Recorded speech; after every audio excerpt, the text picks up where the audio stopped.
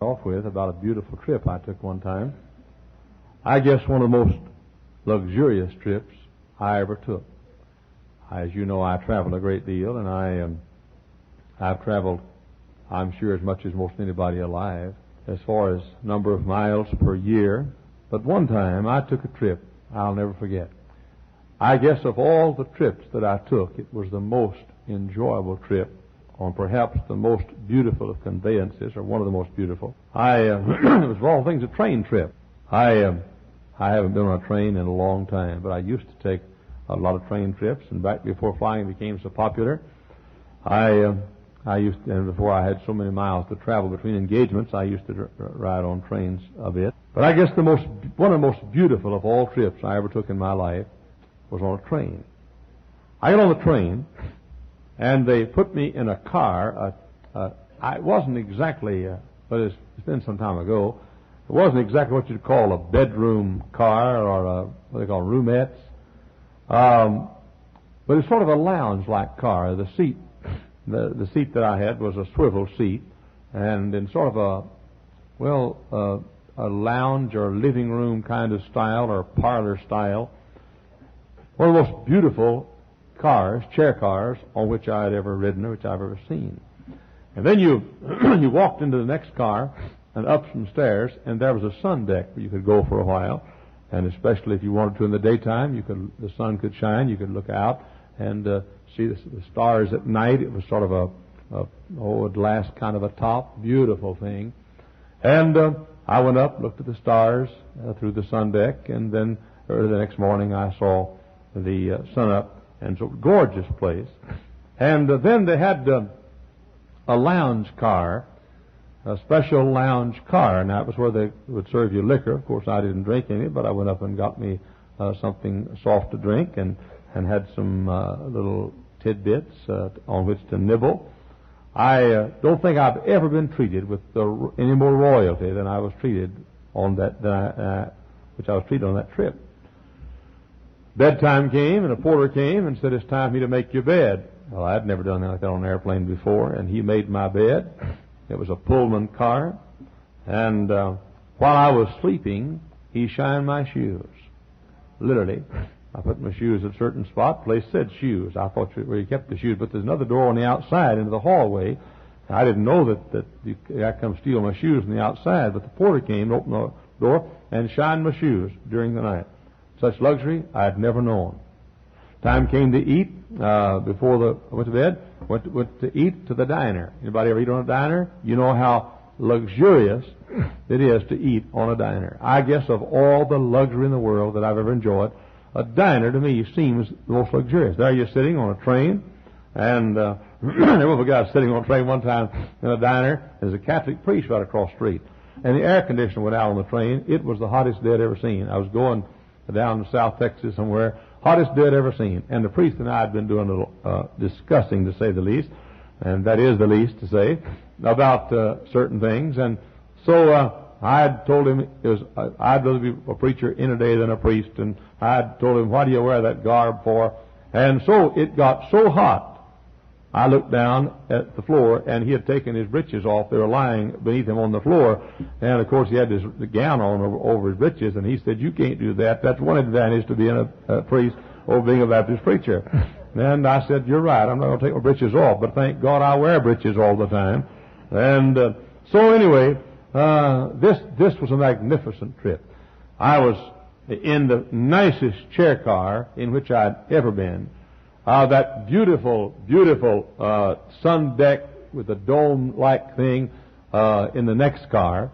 A delicious meal on a diner with a clickety-click of the wheels and the tracks and so forth going along, and eating a steak. Yes, a steak. Delicious meal on the diner. And then after I got the next morning, went to the diner again, had a wonderful, wonderful meal. Went out on the sun deck and saw the sunrise first, and then had a delicious meal in the diner. What a trip. What a beautiful car. What a beautiful train. What a wonderful, wonderful trip. But next morning, they said, "We're coming into San Antonio, Texas." And we came into San Antonio, and the next thing I knew, I was on a bus going to Fort Sam Houston, Texas. be inducted in the United States Army. Now, I'd rather take a lousy trip to a good place myself than take a good trip to a lousy place. Wonderful, wonderful train, gorgeous train, beautiful diner, wonderful facilities, restful sleep, delicious steak for dinner, beautiful dome, sun deck kind of a car, tremendous lounge, delicious treatment, shine my shoes, and everything. But the destination was not quite so pleasant. And I ended up in Fort Sam Houston, Texas. But here's something: I did not know where I was going. They did not tell me. They put me on this train in Dallas, Texas, and I had no idea where I was going. Somebody said we're going to Fort Ord, California. I didn't know. It was dark. Somebody said we're going to go to Fort Hood, Texas. I didn't know where I was going to go. Somebody said we're going to go to, I think, Camp Bowie out in West Texas. I didn't have any idea where I was going to go. Had no idea where I was going. All I knew was it was a wonderful, wonderful trip. But after I'd finished the trip, I wish I hadn't gotten on that beautiful train. That's exactly what the author is teaching us, God is teaching us in Ezekiel 27. In Ezekiel 27, our Lord likens the king of Tyre and the country and the city of Tyre to a beautiful ship.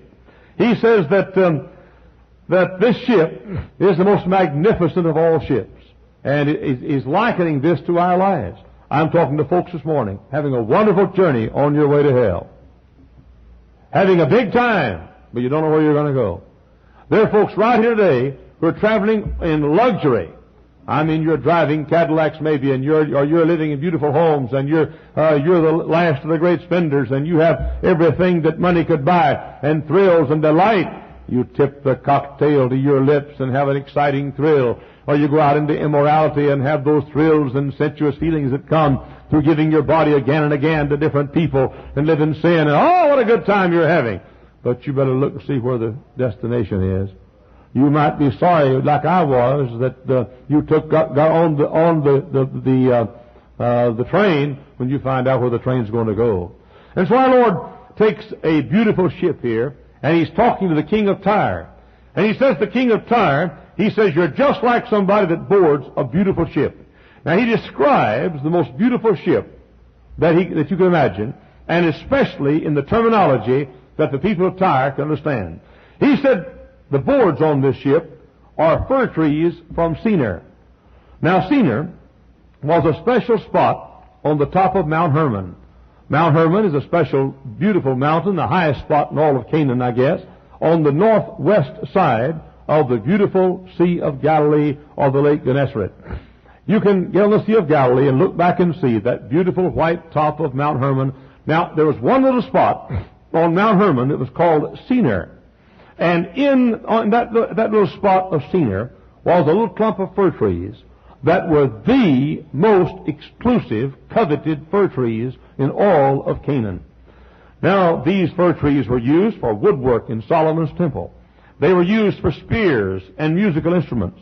They had a fragrant smell. They were used for cabinet work in the richest of the homes in Canaan and in Israel. These were the boards of this ship.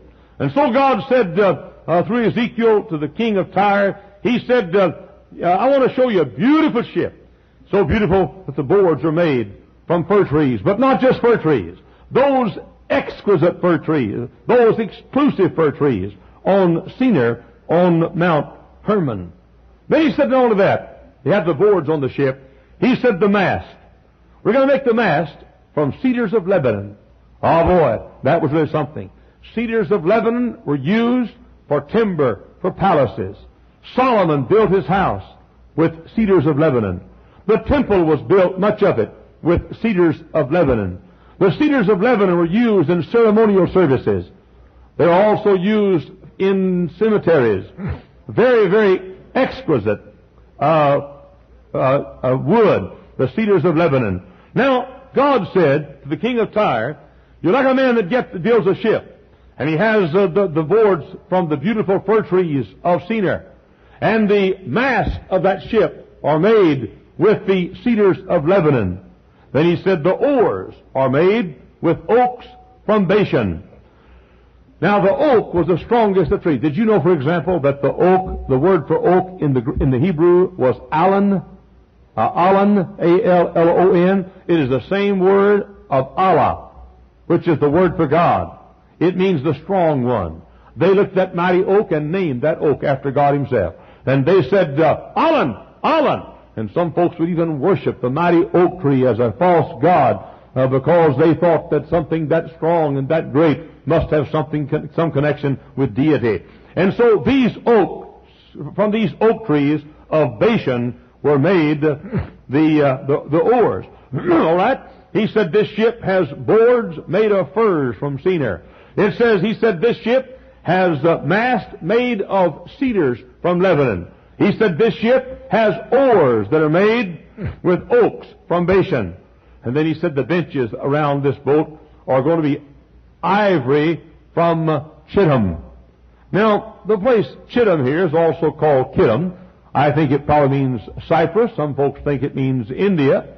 But the ivory that was used, that he's talking about here, is basically ivory that was taken from the tusk of an elephant or a hippopotamus or a walrus. And the tusks from these animals were used for ivory. By the way, they brought in Solomon's ships, many of them from India. They made a throne for Solomon of this very ivory. Solomon's throne was made from this very ivory. Remember the statement in Amos chapter 6 says, "Woe to the people because they're at ease in Zion, and they lie on beds of ivory." They made beds of this ivory, and in some rare cases they made expensive homes covered in this ivory. Now, when we say, "Boy, she's dressed in silk and satin," or "Boy, he drives a Cadillac," or "Boy, look at the diamonds on her." Ivory was a status symbol. So here's a beautiful ship, and that ship has boards made of fir trees from Senir, and that ship has masts made of